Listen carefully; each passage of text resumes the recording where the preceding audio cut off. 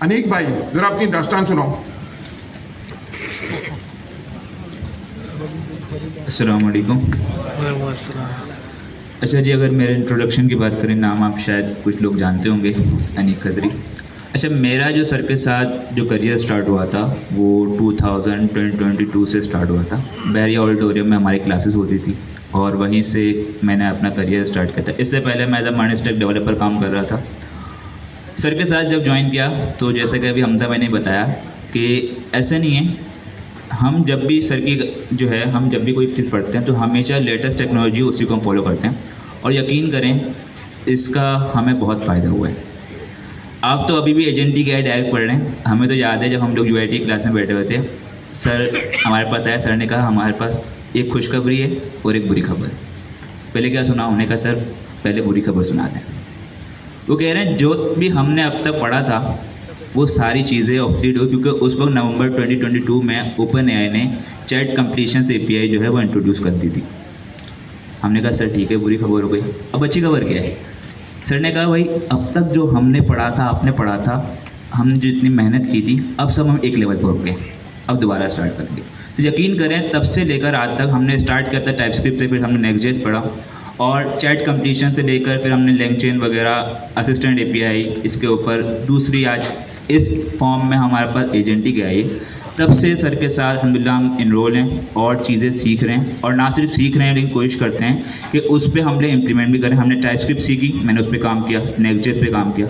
मेरी प्रोफेशनल अगर बात करूँ, इससे पहले अभी सर ने बताया कुछ मंथ से मैंने अपनी जॉब छोड़ दी और उसकी वजह सिंपल ये है, इससे पहले मैं as a software engineer international software house में काम कर रहा था, और जो मेरी जर्नी है सर के साथ, इससे मैंने मल्टीपल क्लाइंट के साथ काम किया, फ्रीलांसिंग भी की और जॉब भी की। अभी लास्ट टाइम मैं जो काम कर रहा था उसमें एक एआई बेस्ड प्रोडक्ट पे ही काम कर रहा था, लेकिन जो बात है अभी सर ने बताई कि हम जो फ़िलहाल एक चीज़ पढ़ रहे हैं एजेंटिक एआई, इसका वाकई ही मार्केट में बहुत काम है। और यकीन करें उसी चीज़ को देखते हुए मैंने ये डिसाइड किया कि मैं अपने फुल टाइम जॉब को खैराबाद कर रहा हूँ, कहते हैं पूरी सारी कश्तियाँ जला के अब इस तरफ सर के साथ मैं एनरोल हूँ। और एक प्रोडक्ट, सर ने कहा सर प्रोडक्ट बिल्डिंग की तरफ भी हम लोग जा रहे हैं, तो एक प्रोडक्ट है अकाउंट्स एआई, उस पर अल्हम्दुलिल्लाह as chief agentic AI officer sir के साथ काम भी कर रहा हूँ। Thank you. चलिए, तो ये प्रॉम्प्ट इंजीनियरिंग और कॉन्टेक्स्ट इंजीनियरिंग में ये फ़र्क है। अच्छा, अब इसके बाद क्या करेंगे? अब ये देखते हैं, हमारा अंदाजा है हम तक कितने दिन में हो जाएगा प्रॉम्प्ट इंजीनियरिंग और कॉन्टेक्स्ट इंजीनियरिंग? अच्छा, मैं ये तो अनीक की रिस्पॉन्सिबिलिटी है, कितने दिन लगेंगे? नहीं सर इनिशियली हमने 4 क्लासेस कर दिखाए, 4 क्लास में इंशाल्लाह हम कवर कर पाएंगे। भले जो नॉर्मल लोग कर रहे हैं इसको कहते हैं वाइब कोडिंग, इसको कहते हैं वाइब कोडिंग। मगर अब ये अनीक बताएगा कि इससे डायरेक्ट वाइब कोडिंग करने से क्या मसाइल है। अच्छा, आज से पहले जब हम कोडिंग करते थे, डेवलपर नॉर्मल कोड करते थे, फिर हमारे पास अब कुछ टाइम पहले एक टर्म आया वाइब कोडिंग, ठीक है, जिसे पुराने डेवलपर तो कहते हैं इसकी full form vulnerability as service.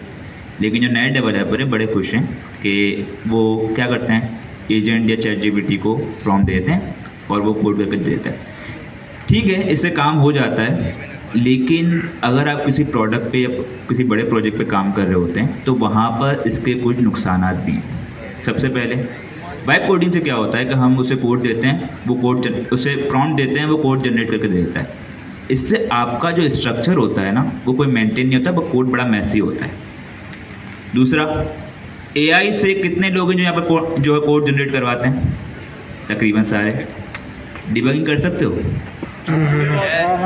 कितना मुश्किल होता है अगर कोई हम करें, हम बार बार उसको प्रॉम्प्ट देते हैं, वो चेंज कर देता है। लेकिन वाइब कोडिंग में ये होता है कि हम उसको बस प्रॉम्प्ट देते रहते हैं, वो जनरेट करता रहता है, इसके कोई स्ट्रक्चर नहीं होता, कोड हमारा मैसी हो जाता है, हमारे पास जो कोड आता है उसको डिबग करना मुश्किल होता है, और अगला बंदा जब आएगा तो उसे कुछ पता नहीं होता कि इस पूरे फ्लो है उसमें काम क्या हो रहा है। तो ये इशू है हमारे पास वाइब कोडिंग में।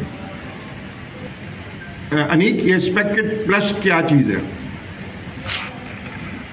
अच्छा जी, स्पेक किट की बात करें तो स्पेक से मतलब है स्पेसिफिकेशन। अच्छा, पहले क्या होता था, हम पहले कोड करते थे, जो डेवलपर्स हैं या अगर नॉर्मल जिन्होंने काम भी किया है तो उससे क्या होता है, पहले हम कोड लिख लेते थे, इसके बाद वो कोड क्या कर रहा है इसकी हम स्पेसिफिकेशन डॉक्यूमेंटेशन बनाते थे।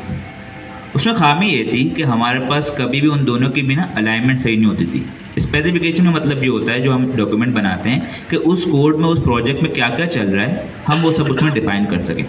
लेकिन ये इतना एफिशिएंट तरीका मतलब करते थे, लेकिन इसका कोड से डायरेक्ट इतना कोई लिंक नहीं होता था। अब चेंजेस हो गई, इंडस्ट्री ने स्वैप कर ली। पहले हम कोड करते थे, इसके बाद उसकी स्पेसिफिकेशन करते थे। अब स्पेक किट प्लस के ज़रिए हम पहले स्पेसिफिकेशन लिखेंगे, हम पूरा डिफाइन करेंगे कि हमारा प्रोजेक्ट में क्या क्या चीज़ें इस्तेमाल हो रहा है, हाई लेवल हमारा प्रोजेक्ट क्या क्या चीज़ें उसमें कर रहे, क्या स्पेसिफिकेशन होगी, मतलब उसमें क्या क्या फीचर्स होंगे, वो किन टेक्नोलॉजी में बना हुआ होगा और उसमें क्या क्या टास्क वगैरह होंगे, हम सारा रोड मैप डिफाइन कर लेंगे और वो स्पेसिफिकेशन के ज़रिए हम एजेंट के ज़रिए हमारी कोडिंग करवाएंगे। तो पहले क्या होता था, हमने कोड किया और फिर उसकी डॉक्यूमेंटेशन स्पेसिफिकेशन बना दी। अब हम पूरा रोड मैप पहले से बना लेंगे, एक स्पेसिफिकेशन बना लेंगे और उसके ज़रिए हम एजेंट से कोडिंग करवाएंगे। तो जो इशू था हमारे पास वाइब कोडिंग में, अनस्ट्रक्चर कोड, अब सर ने एग्जांपल दी, एक फेसबुक बना रहे हैं, हमने उसे कहते फेसबुक की लेवल की एप्लीकेशन बना दो, उसने अपनी मर्जी से कोड बना के दे दिया, ना आपको पता, ना मुझे पता, ना अगले बंदे का आने वाले उसको पता। लेकिन अगर वही काम स्पेक किट के ज़रिए करवाएं तो हमने पहले उससे स्पेसिफिकेशन, पूरी डॉक्यूमेंटेशन सब कुछ बता दिया कि इस तरीके से काम होगा, अलग अलग छोटे छोटे टास्क में उसे डिवाइड कर दिया।